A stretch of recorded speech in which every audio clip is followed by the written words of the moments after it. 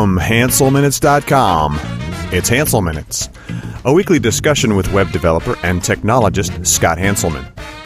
This is Lawrence Ryan announcing show number 210, recorded live Thursday, April 8th, 2010. Support for Hansel Minutes is provided by Telerik. RAD controls the most comprehensive suite of components for Windows Forms and ASP.NET web applications. Online at www.telerik.com. In this episode, Scott talks the science of fitness with John Lam. Hi, this is Scott Hanselman, and this is another episode of Hansel Minutes. And today I've got a really smart guy and good friend, John Lam, from the Microsoft campus. How's it going, John? I'm doing good, Scott. John, you've always got cool stuff. Every time we talk, we end up talking for about 2 or 3 hours. I usually stop by and say, hey, how's it going? Do you have 10 minutes? And then we end up canceling meetings and stuff. And a little while ago, I had the idea that we should talk about some of the cool gadgets out there, because I know you've always got good analysis and good opinions, and oftentimes they are completely separate from my opinions. You were telling me about tracking your workouts via GPS? Yeah. What's this about? So I used to do a lot of writing when I was a kid. Of course, life happens, afterwards, right? So I had plenty of time when I was in graduate school to go train and do a bunch of other fun things. And then when, you get married and a bunch of kids show up, you pretty well have no time at all to do things until your kids kind of get to this kind of magical age, right? Which is where mine are right now.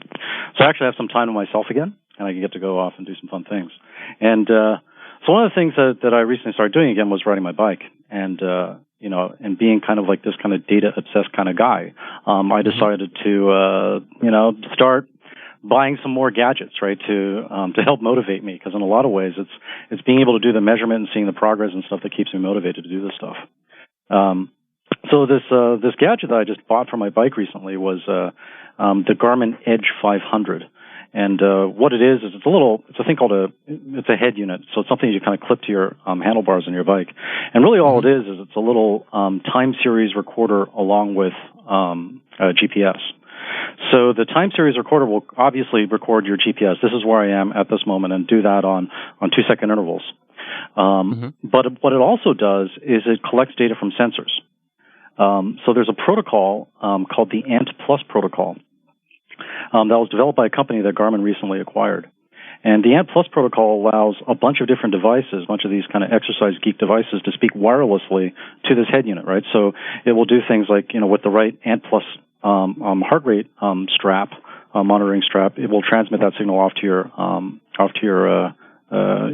bike computer. There's a little thing that measures how fast you're pedaling, right? Your cadence meter. So that thing is there. There's another sensor on the wheel that will tell you what your forward velocity is, which is generally more accurate than relying on GPS to tell you what your instantaneous velocity is. So that gets recorded as well. So what happens is these guys typically take their workouts, they upload them to some site. The big one is Training Peaks, and your coach will also have an account on this site. So while it's free for the user, the coach winds up paying fees to use Training Peaks, which kind of translates back into you paying more money to the coach, right, to get this kind of value-added analysis.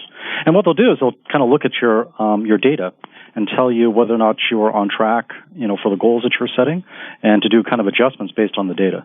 So you can either analyze the data yourself, or you can hire somebody else to analyze the data, and more importantly, kind of plan what the next set of workouts that you're going to be doing are. And so this is all made possible, through additional data. There's plenty of guys out there. Remembering that you have to talk to me like I'm a 4-year-old here, because I probably have the cardiovascular system of a 4-year-old. As a happily sedentary individual, I want to understand why I would care this much about this much data. I mean, I'm looking at these screens and I see like a satellite route from the sky with a line showing where the person ran, like average power in watts, average watts per kilogram of physical weight. Yep. There's lots of charts and why do I care this much? I mean, I understand why I would care if I was compiling code and this was like looking at like a dependency analysis and cyclomatic complexity. But here I'm just seeing colorful information that doesn't tell me anything. Why do I care this much? Don't I just want to have a good run? Sure, you want to have a good run. It all depends on where. So the kind of analytical personality that I think is, a lot of, you see a lot of people around here at Microsoft, riding their bikes and running and doing a bunch of other things, right? And not surprisingly, the same people that have the inclination. I'm not saying that all software developers are people who like to go running and ride bikes and stuff, just kind of look around, right? But for the people that do have that, the kind of analytical bent that they have, really kind of drives them towards, hey, I want more information about what I'm doing, and I want to do it the right way, right? So a lot of this stuff is really about being able to train at the right intensity at the right times, right? Because you can't just go out there and hammer on every single workout, right? Because if you do that, you're just going to suffer, and you're unlikely to improve anywhere near as fast as you could if you worked out at precisely the right intensity. And in a lot of cases, it's a lot less intensity than you might expect. Right? If you're just kind of this type A kind of person that just wants to improve, right? More often than not, you're going to overtrain rather than undertrain. And so by being able to analyze and monitor precisely what you're doing and give you two things, right? Both the instantaneous feedback when you're actually doing the activity, as well as the kind of post-activity analysis. Those are the ways that you can wind up making sure that you're doing the right activities at the right times. How do we know what this? I mean, where is the science of this that tells me that it's a good time to work out versus a bad time? There's an enormous amount of literature on this kind of stuff. So depending on the activity, right? So I don't know all activities, but so there's if you kind of look at things like cycling, there's this kind of notion of periodization that you want to do, right? So you want to start off at different points in time, and you want to kind of increase the stress for some period of time, and then back off. Right, so kind of think about it as this kind of stepping function, right? Where, we're going to go up and we're going to get down a little bit, and then we're going to go up a little bit more, higher than where you were before, and then down a bit. So the notion is that you're, by doing this periodization and by stressing your body and then giving it a chance to recover, stressing your body and giving it a chance to recover, and doing that on the right sets of intervals, you can peak for some important event. So give you a good example of this. If you look at how Lance Armstrong dominated the Tour de France, certainly during the 7 years where he won it 7 years in a row. He took a very unusual approach, unlike a lot of other guys, which was that was the only race he really cared about. He didn't care about any of the other races. If he showed up at a race, he was using it as a training thing, or as a way to kind of support some of the other guys on his team that he would need to support him when it came time for his important race, which was the Tour. And so his entire season was built around peaking on a roughly a 2-week period in the latter half of July. Right, which is when you hit the mountains in the Tour. And that's primarily responsible for why he was as successful as he was. And his coach, Chris Carmichael, is one of these guys that is extremely focused on this kind of data thing, right? So the magic number for the Tour de France, if you want to win the Tour, what you need to be able to generate is 6.7 watts per kilogram of body weight for 30 minutes. Right, that's your kind of your CP30. If you can generate that much power for that period of time, you're going to win the Tour. And so that's the number that you said for 30 minutes in a burst? For 30 minutes. So that's the average power that you need to be able to generate for 30 minutes in order to win the Tour de France. Right? Because that's the power that you need to be able to generate on the steep hill, right? When you need to attack your competition. Right? Everywhere else it doesn't really matter, but that's the part where you have to generate your peak power. And that's where the kilogram thing becomes important because these guys are obsessive about their weights. Cyclists are really kind of crazy obsessed about weight, right? Because it's all about, you can imagine how that affects that ratio and your ability to hit 6.7, watts per kilogram. So, a lot of these guys and a lot of the numbers that you do in your testing, right, is all about seeing whether or not you're getting closer to the set of goals that you need to accomplish the things that you want, right? So to win the Tour at 6.7, to be a nationally ranked rider, it's 5 point something. So, you kind of get to see the number, right, that it takes for you to be competitive. All sorts of other things, right, that are around whether or not you're actually going to win, whether or not you crash, whether or not you're healthy. There's a whole bunch of other factors, right? But some of those things are things you can't really control, right? But that's one thing you can absolutely control. So I'm looking at this website by a guy named DC Rainmaker who does an analysis of this software called Sports Tracks. And I'm looking at his screenshots, and this, it looks like a pretty fit guy, and he does triathlons. And basically, it's pretty clear that whether he has a job or not, this is what he does. I mean, his job is secondary to this his running physicality aspect of his Well, personality. this is what he blogs about, right? He doesn't really blog about his job, right? He's some kind of computer guy, right? But he doesn't really say much more than he's some kind of computer guy. Well, right. Well, it's like when you meet somebody and they say, "Oh yeah, I'm an actor," and you say, "Oh really? You know, so what restaurant do you work at?" They are an actor regardless of where they work. So here's a guy who's a software guy, even though he seems to be pretty hardcore. It says his average power is 3 watts per kilogram. Yep. So that tells me one thing, that this guy's incredibly hardcore, but still not even half as I don't know, powerful as he would need to be to compete at that. So in the tour? Oh yeah. Yeah, the tour is a whole other thing than just being a guy that he does well, by the way, right? So if you look at his race results, this is a guy that does well. But yeah, you know, there's a world of difference between a guy like him and a guy like Lance Armstrong. Well, then it brings up the question of what's the difference between this guy, this average physical guy, and me. Well, there's a big difference between him and you as well. It's probably bigger than the gap between him and Lance. Really? Right? Like, you know, if you don't do this stuff, right, it's a huge difference. Mm-hmm. Well, you know, like I saw you retweeting last night the video, right, of the NFL Combine, right? They had some sportscaster guy, right, you know, try to do the 40-yard dash, right? They had a random guy in a suit, which I thought was kind of a cheesy thing, and they filmed him running as fast as he could for 40 yards. And then they overlaid all the other people on the team. Yep. And it was pretty clear that the other guys were 3-4 times faster. Yeah. I don't know if you know what the Combine is, but the Combine is where prospective NFL recruits go to kind of show off their physical abilities, let's call it. So there's a whole bunch of different tests, and one of the tests that they do is this 40-yard dash. And so I think the guy that won at Jacoby was the fastest guy at the Combine. Jacoby ran it in 4.28, which is really, really fast. World-class speed is generally around 4.3. World-class sprinters will do a 4.3. So it's amazing. So some of the things that you might not expect when you look at, you know, kind of numbers like that. My brother works in this area. He's a high-performance trainer in Toronto. And so one of the interesting things that they do at the Combine is see how high guys can jump, right? And so there's a whole science around kind of measuring, you know, and training, and so that you can peak on your vertical, because that's the best predictor of what your explosive power is how you can jump. So you see some of these giant NFL linemen, right? These 320, 330-pound guys. You'd be shocked at how high these guys can jump.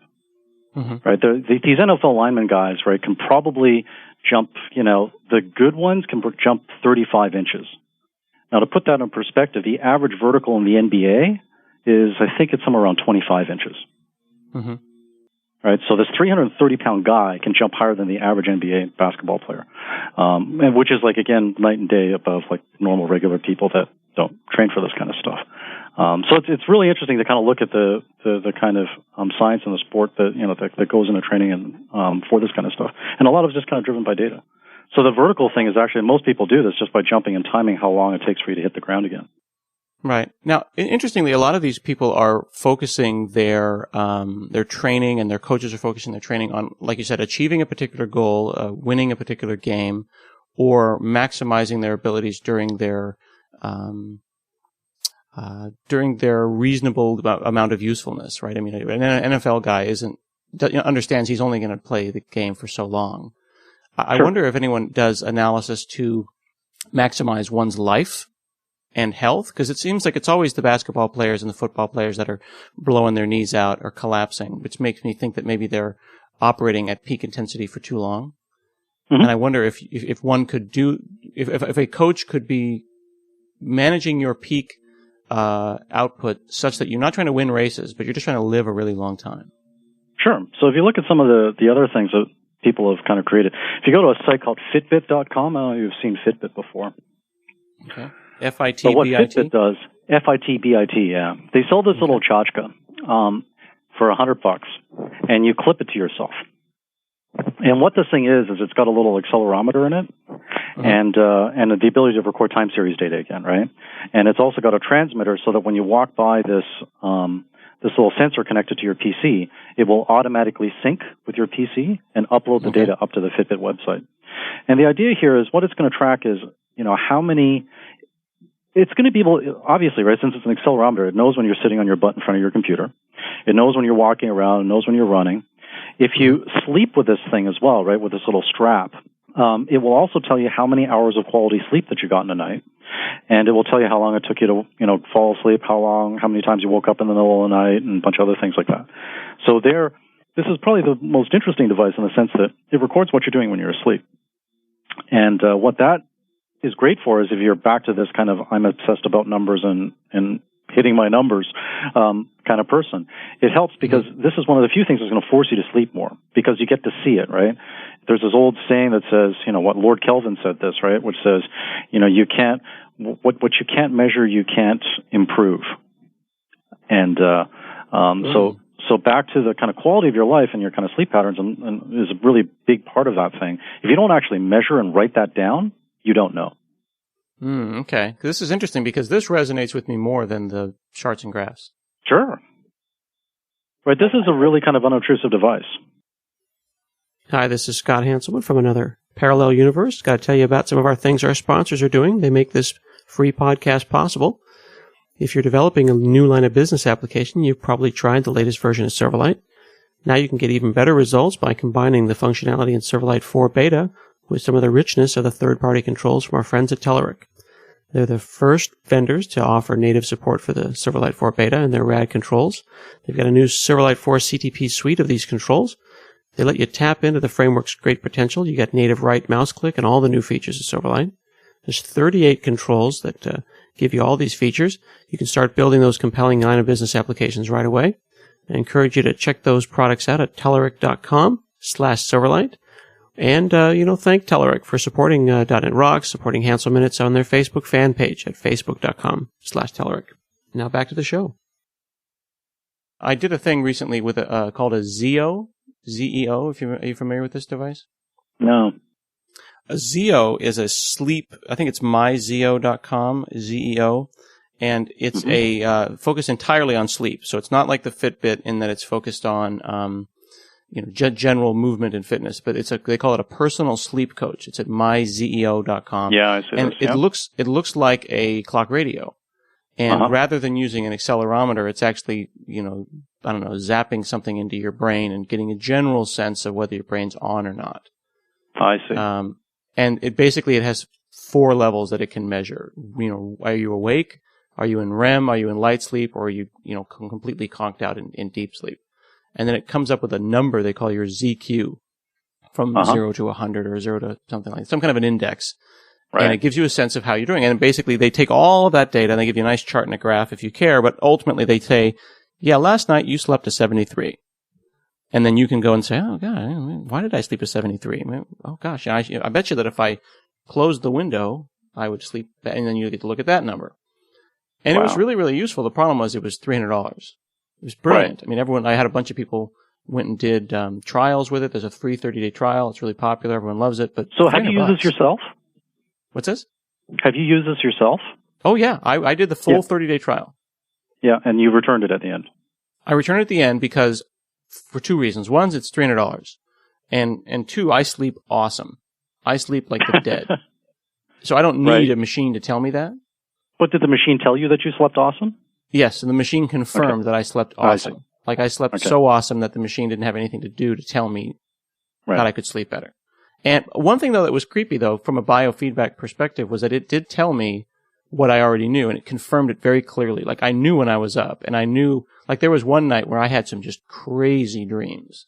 So then I said, well, this is a good opportunity to check to see if it noticed that. And it did. It knew that I was completely whacked out while sleeping. And the time that I thought I was, it registered on their chart. So, so you need to do things like tweet things like that, right? Like, so I think some of the interesting things about these devices is the kind of connecting to your social graph thing. So here's another example, right? Back to this Ant Plus wireless protocol we were talking about with the Garmin thing.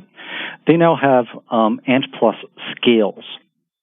And there's also scales that also do things like connect to the internet via Wi-Fi and stuff like that, right? So this is kind of part of one of the best ways of trying to achieve your goals is to kind of engage in public humiliation and shaming.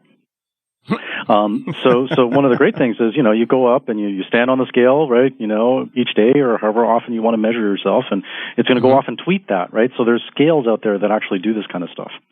And I think that, there is something to this, right, where if you belong to a community of people that cares about some set of goals, right, this kind of personal humiliation and shaming thing is actually a really good way of, kind of reinforcing the behavior that you want out of yourself. Yeah, that's really interesting. I, as a diabetic, myself being a type 1 diabetic, I am obsessed with one kind of data, which is my blood sugar. And I have a continuous meter that's actually implanted into my abdomen. I have to move it once a week. It takes about a 1-inch needle. You shove the needle in to your abdomen, pull the needle out, and then it leaves a big long sensor in, and it looks at the interstitial fluids and then measures the resistance that interstitial fluid provides the little battery. And then the more resistance you have, the more blood sugar you have in your fluids, and then the higher your sugar is. And then it does some correlations and some magic, and then it wirelessly tells me plus or minus 20% what it thinks my blood sugar is. And I always thought it'd be interesting to figure out a way to hook that up to my blog such that I could dynamically update my blood sugar and thereby publicly shaming myself into not having that cookie. Right. Like think about, does that thing record the time series so you can do the upload later? Oh, absolutely. It has 24 hours of data. Okay. But the problem is it's probably inconvenient. You got to take it out, plug it into something, and run some crazy, crappy piece of software. And that's the thing. The idea that I could just simply walk by it would be cool. Yeah. I mean, I don't want to have to think about it. Yeah. The older versions did USB. The newer versions do some kind of Bluetooth derivative, but none of it's automatic. Right. See, that's where the Fitbit guys really nailed the experience, right? Because they know, hey, you're probably going to walk up to your computer sometime during the day, right? Considering the audience. And, so when you do that, magic, the stuff just gets uploaded. How long does the battery last? Yeah. How long does the battery last? I don't know. Yeah. I still haven't got one of these things yet because they've been back-ordered forever. I think they're still back-ordered for another month. Yeah, they're shipping at the end of April right now. Yeah. They've got the price right, though. $100 is just about the amount of money that I would want to spend on something like this.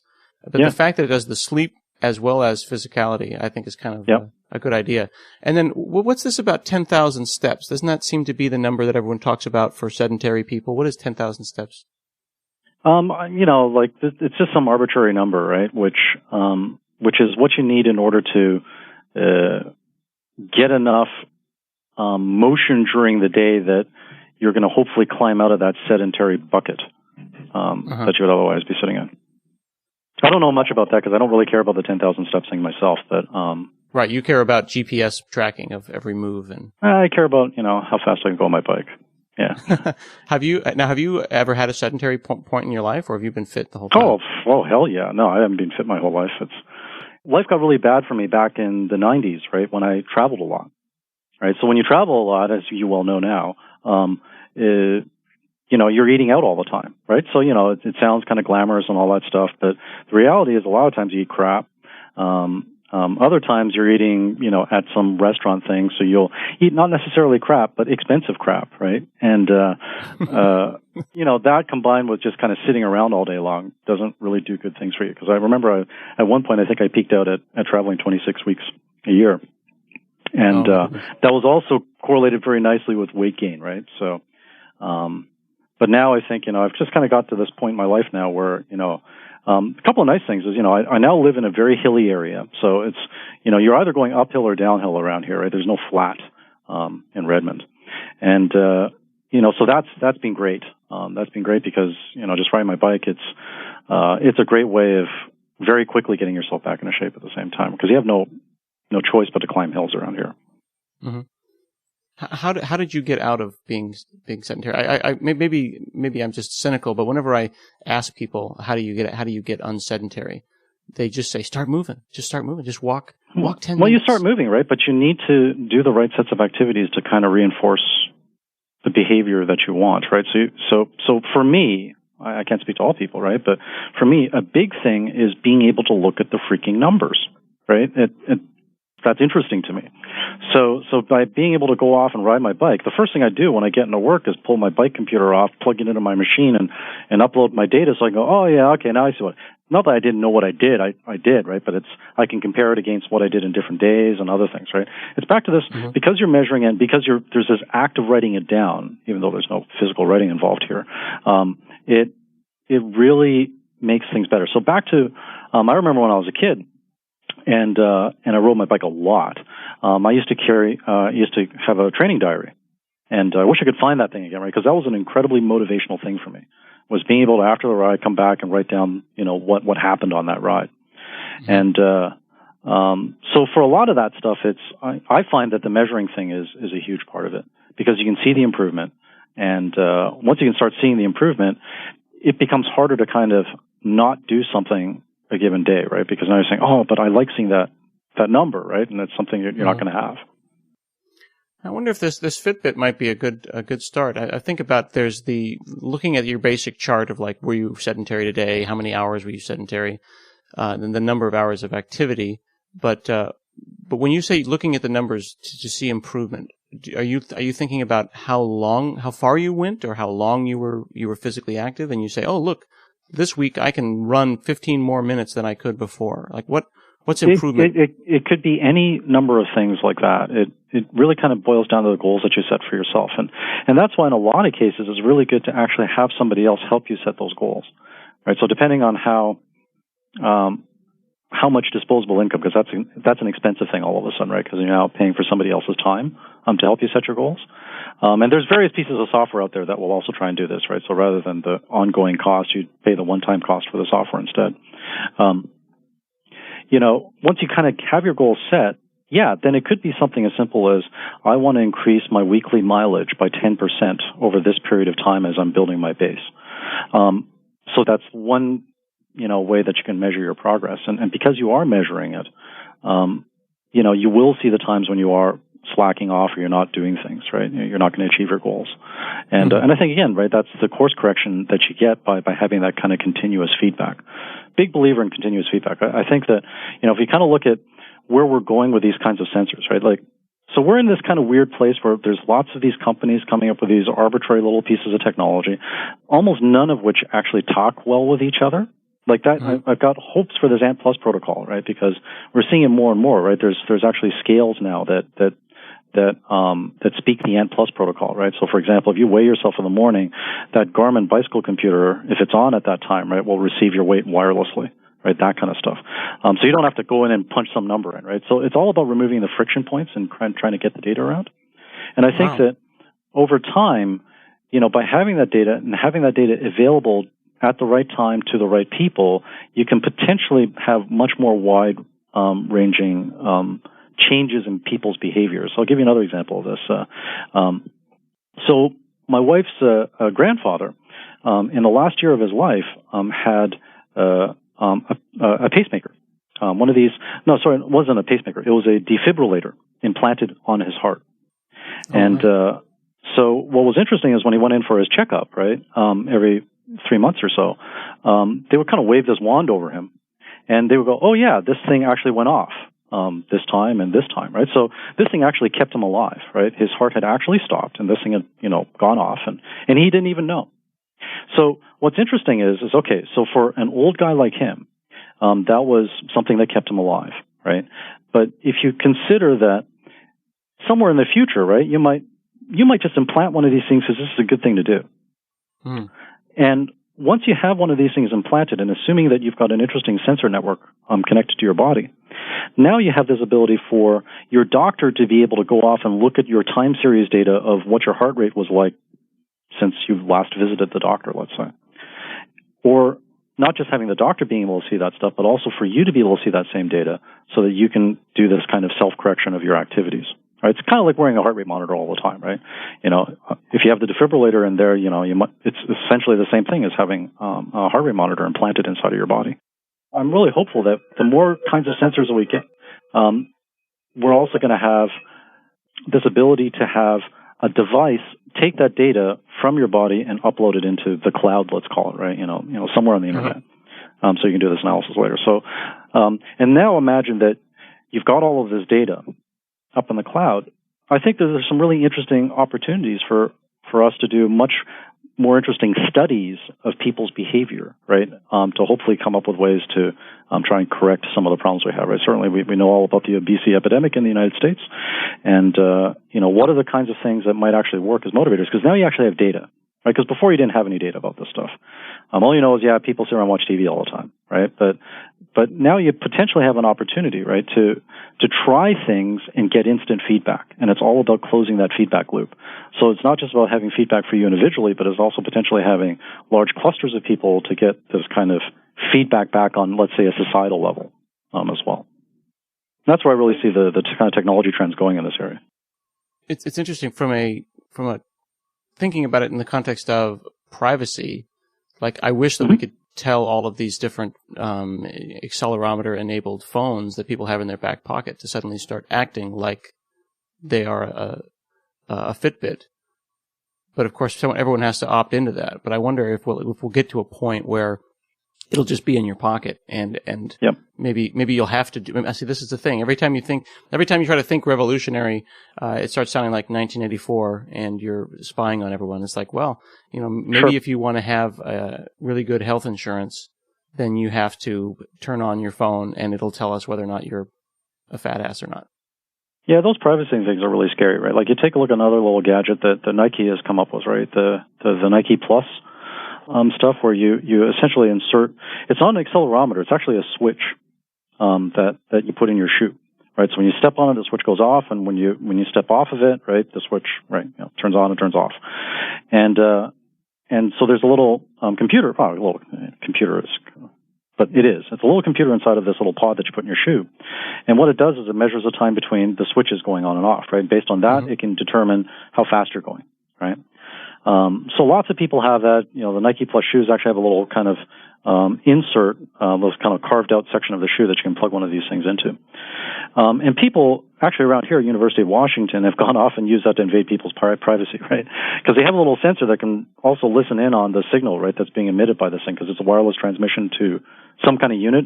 It could be your iPod, or it could be, a phone, a little watch that you get from Nike. So people listen in on this, and so they can actually identify individuals when they go by, right? Because each one of these things has a unique ID.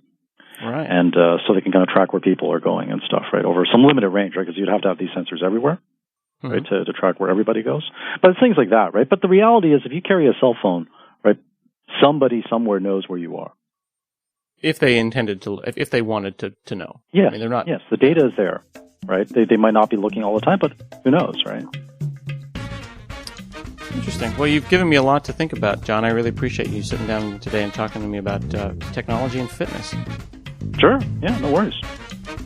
This has been another episode of Hansel Minutes, and we'll talk to you again next week.